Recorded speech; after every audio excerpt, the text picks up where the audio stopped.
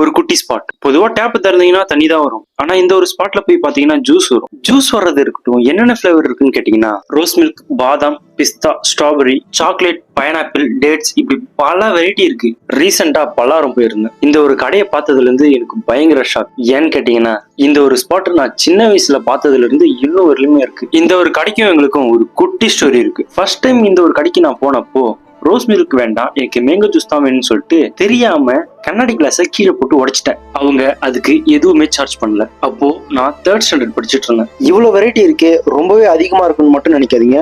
ரொம்பவே கம்மி பிரைஸ்ல வித்துட்டு இருக்காங்க. 20 ருபீஸ்ல இருந்தே ஸ்டார்ட் ஆகுது.